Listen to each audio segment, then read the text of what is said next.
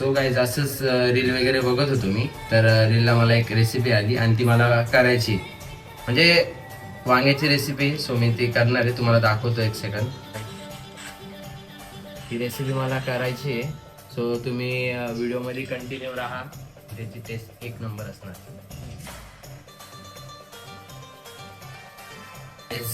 Almost ready झालेले वांगे cutting करून.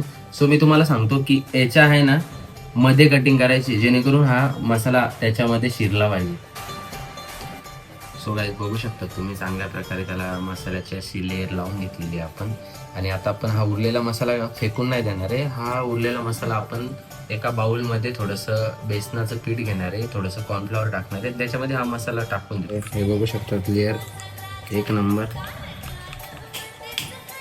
पेस्ट होती ना, त्या पेस्टमध्ये असं टाक. सो गाईज आपण याच्यामध्ये असं टाकून घेतलं आणि इथं आपण रवा घेतला होता. सो तो रवाची अशी कोटिंग लावून देणार आहे त्याच्यावर मस्तपैकी. सो गाईज बघू शकता तुम्ही, चांगल्या प्रकारे एकदम मस्त प्रकारे आपण टाकून दिलेले पॅनमध्ये वांगी.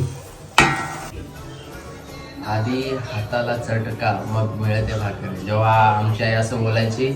आईने किती श्रम घेते आता मला कळतंय. सो गाईज मी एकटाच असतो, मग मलाच जेवण बनवावं लागतं. सो रेसिपी रेडी झाली मित्रांनो, बघू शकता तुम्ही. मस्त झाली, थोडंसं करपलं वगैरे झालं कारण का आपलं फर्स्ट टाइम होतं, पण बाकी वांगी प्रॉपर शिजले मस्त एकदम.